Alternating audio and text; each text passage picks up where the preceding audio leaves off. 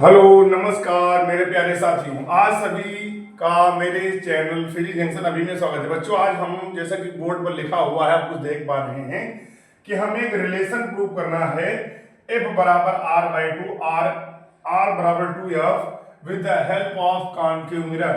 अब यहाँ पर r का एक मतलब समझ लीजिए, r क्या है? r is the radius of curvature. ये जो स्फेरिकल मिरर में होती है रेडियस ऑफ कर्वेचर, और f क्या है? Focal length.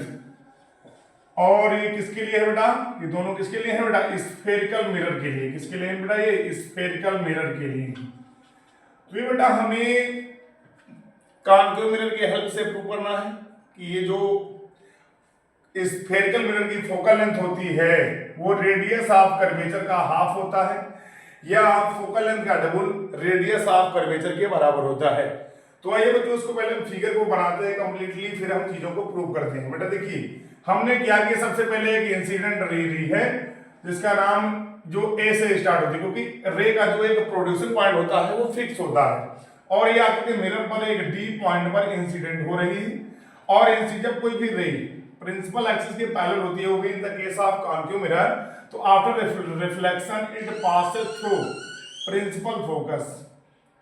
और अगर कोई रे सेंटर ऑफ कर्वेचर से पास करती हुई मिरर पर इंसिडेंट होती है तो उसी वे पर लौट आती है।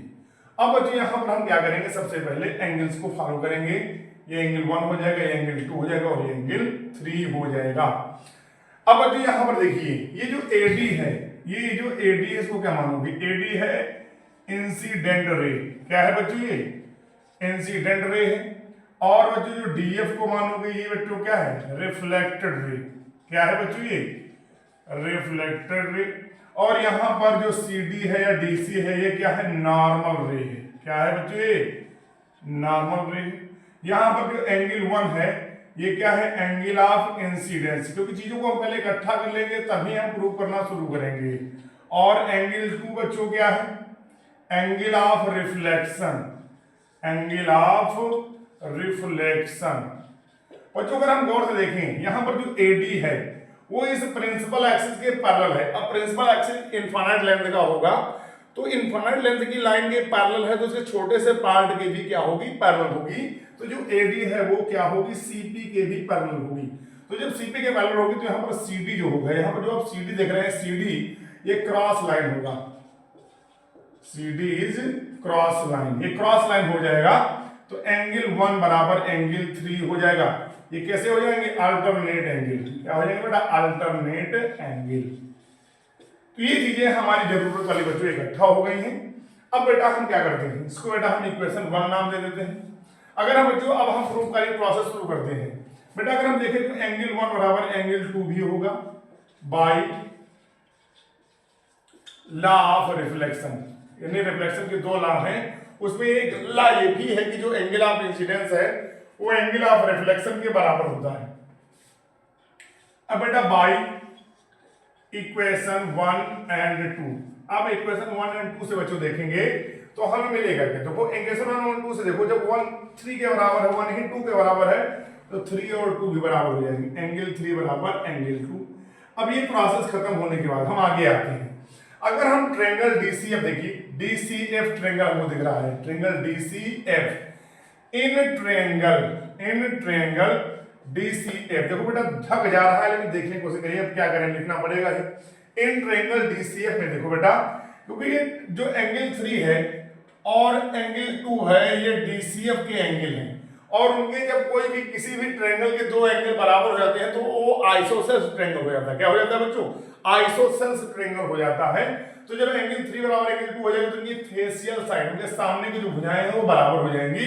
इस तरह से बच्चों जो DF होगा वो किसके बराबर हो जाएगा? जो CF के बराबर हो जाएगा। अब बच्चों एक चीज समझो, अगर हम इसके अपर्चर को छोटा करें, क्या छोटा करें बेटा? अपर्चर को। यानी अगर हम मिरर को काटते जाएं और एक ऐसा पॉइंट आएगी उसको अब काटना पॉसिबल नहीं होगा, तो जिस पॉइंट पर हमारे रे इंसिडेंट हो रही, इस D पॉइंट पर इंसिडेंट हो रही, तो D पॉइंट जो होगा वो धीरे धीरे P पर शिफ्ट हो जाएगा। कहां पर शिफ्ट हो जाएगा? P पर। तो बेटा क्या होगा? If aperture is so small that D lies on P. जब डी लाई पी पर लाई करेगा, जब डी कहां पर आएगा, पी पर लाई करेगा, तो चाहे कोई डिस्टेंस पी से नापो चाहे डी से नापो वो सेम ही होगा। इसका कहने का ये मतलब होगा कि पीएफ जो होगा वो डीएफ के क्या होगा बच्चों, बराबर होगा। और डीएफ ऑलरेडी सीएफ के बराबर हो चुका है। पी का मतलब क्या है, पोल, और एफ का मतलब क्या है, प्रिंसिपल फोकस। और पोल और प्रिंसिपल फोकस के बीच की दूरी क्या कहलाती है, फोकल लेंथ कहलाती है। और फोकल लेंथ को बच्चों हम स्मॉल एफ से लिखते हैं। बोलो बेटा, यहां पर अगर हम पीसी की बात करें तो पीसी है रेडियस ऑफ कर्वेचर, क्योंकि पीसी का मतलब क्या है, P for pole, C for centre of curvature. तो पोल और सेंटर ऑफ कर्वेचर के बीच की डिस्टेंस बच्चों क्या कहलाती है, रेडियस ऑफ कर्वेचर। अगर बच्चों हम पीसी को ब्रेक करेंगे तो पीसी जो होगा पीएफ प्लस सीएफ होगा। अब इनकी वैल्यूज को हम लिख देते हैं। पीसी की वैल्यू आर है, पीएफ भी एफ के बराबर है, सीएफ भी एफ के बराबर है। आर सॉरी पीएफ एफ ये भी एफ, तो बेटा मिल जाएगा आर बराबर 2f। ये मिल गया, नहीं मिल गया। अब आर बराबर 2f हो गया, या और करके लिख देते हैं f बराबर r बाई 2। तो ये बात हमने कॉनकेव मिरर की हेल्प से प्रूव कर दी। तो उम्मीद करते हैं ये प्रूफ सभी को बहुत अच्छे से समझ में आएगा। धन्यवाद।